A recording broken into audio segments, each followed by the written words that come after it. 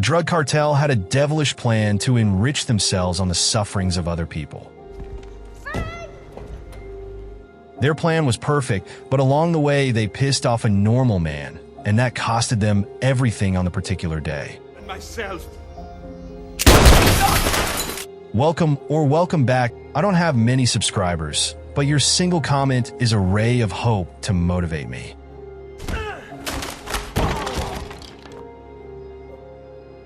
The movie kicks off with Frank Martin, also known as the Transporter, relocating from southern France to Miami. He picks up a temporary gig as a chauffeur for Audrey and Jefferson Billings, a wealthy couple, as a favor to a friend. One day, just before picking up their son Jack from school, a woman approaches Frank asking for help. He declines, but she pulls a gun on him. Frank calmly exits the car, and a group of thugs tries to steal it, but they can't start it without a code. Frank shrugs. Looks like they skipped the How to Steal Cars for Dummies chapter. The car's brand new. No problem, buddy.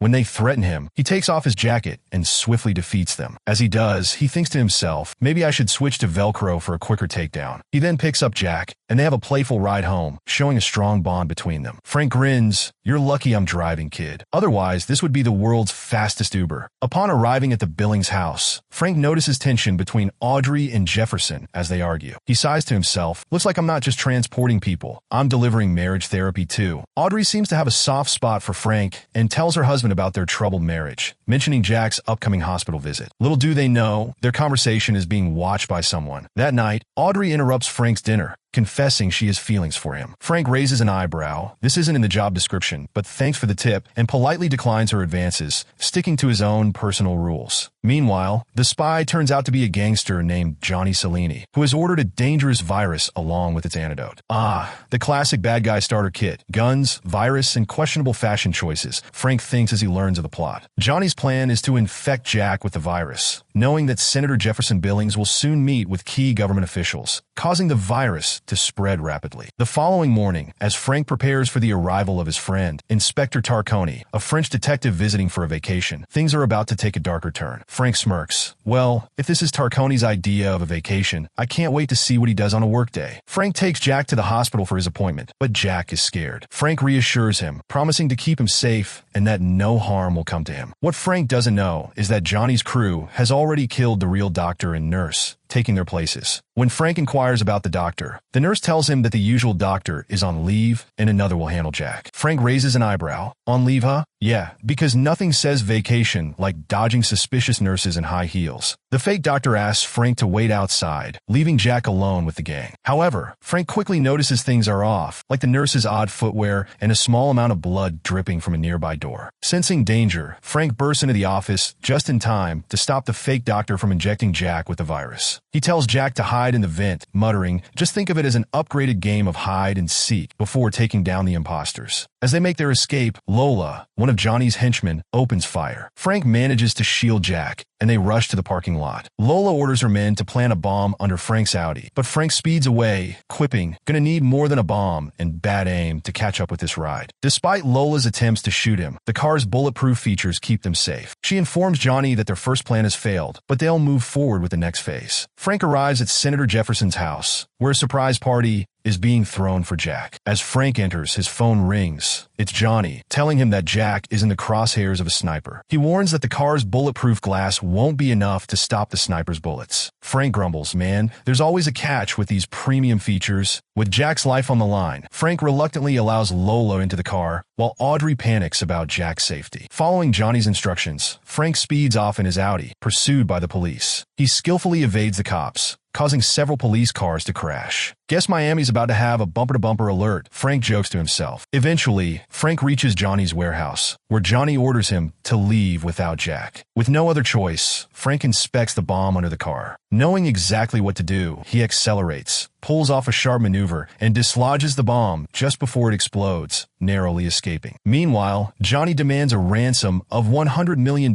from Jefferson in exchange for Jack. Jefferson starts to suspect that Frank may be involved, but Audrey trusts him because he swore to protect Jack. When Frank contacts Jefferson, he realizes the police are after him too. To avoid being tracked, Frank ditches his phone and reaches out to Inspector Tarconi, who is staying at Frank's house. The police arrest Tarconi, but once they recognize him as a fellow officer, they release him. Frank returns to the hospital and finds the fake doctor, Dimitri, along with the virus serum in the office. Before he can leave, a man pulls a gun on him, but Frank defeats him. Unfortunately, the serum is destroyed. Thinking fast, Frank creates a fake serum and escapes. He contacts Tarconi, who identifies Dimitri as a Russian biologist and helps Frank track him down. Frank locates Dimitri, who panics and opens fire, but Frank chases him down. Dimitri runs out of bullets and tries to flee on a bus, but Frank catches him using a jet ski in a wild chase. Frank injects Dimitri with the virus, forcing Dimitri to rush to a lab to get the antidote. Frank follows in secret. At the lab, Dimitri demands the antidote from the scientist, even killing one of Johnny's men to get it. Frank confronts him, but it's revealed Dimitri wasn't infected after all. The scientist reveals that Jack is the real danger, as anyone he breathes on will be infected. He throws the only 2 antidote vials out of the window. Frank leaps after them, crashing into a taxi and barely saving one of the vials before it gets crushed by a truck. Meanwhile, Senator Jefferson pays Johnny the ransom but hasn't gotten Jack back. When they're told Jack is found, Jefferson and Audrey approach cautiously, using a robot to open the van door. Frustrated with the delay, Audrey rushes in, tearfully embracing Jack. Johnny and Lola are pleased to see Jack's fever, confirming the virus has started spreading to his parents. Jefferson, head of the Office of National Drug Control Policy, tells Audrey he'll return after a conference and leaves. Meanwhile, Frank calls Audrey and asks her to meet him in the bedroom. There, he drops a devastating bombshell. Jack has been infected with a deadly virus that could kill anyone who comes near him. Audrey is heartbroken, but Frank shows her the last vial of the antidote that could save Jack. They administer it, and Frank explains that the real target is Senator Jefferson. He vows to track down Johnny before heading out. As soon as Frank steps outside, he's attacked but effortlessly takes down and handcuffs his assailant. Audrey tries to warn Jefferson about the virus, but he's too busy at the conference to hear her clearly. He brushes it off, promising to call back, unaware that the virus is already spreading among the conference attendees, including key international anti-drug leaders. Frank reaches out to Inspector Tarconi, who helps locate Johnny's address. Noticing that the police are tailing him, Frank ditches his car and borrows a taxi. He races to Johnny's mansion, where Johnny, confident, injects himself with the last antidote, telling Lola that carrying it inside his body is the safest option. Just then, Frank bursts in, catching Johnny by surprise. Johnny orders his men to kill Frank, and chaos ensues as gunfire erupts. Amid the intense action, Frank fights his way through, using his exceptional combat skills to take down the guards one by one. When Frank finally confronts Johnny, he pulls a gun, but Johnny warns that if he dies, the antidote will be lost forever. Frank hesitates, unable to take the risk. At that moment, Lolo appears, pointing a gun at Frank. Johnny smugly commands her to kill him, saying he has a flight to catch. A fierce battle erupts between Frank and Lola, with bullets flying. Frank dodges every shot, and in a quick, decisive move, he kicks Lola into a wine rack, where she meets her end. Johnny seizes the chance and makes a run for it, heading for a helicopter. Frank isn't far behind, though. He spots a Lamborghini in the garage and speeds off after him. The news captures the high-speed chase, with Frank showing off his insane driving skills. He reaches the airport just as Johnny's private jet is taking off. Not missing a beat, Frank drives onto the runway and uses the Lamborghini to jump onto the plane's landing gear. Inside, the co-pilot tries to check the landing gear, only to get taken out by Frank. Johnny, realizing Frank's on board, pulls out a gun, ready for a final showdown. They struggle, and Johnny accidentally shoots the pilot, sending the plane into a nosedive. As the jet plummets toward the ocean, Frank and Johnny keep fighting. Eventually, Frank overpowers Johnny, but the plane crashes into the water.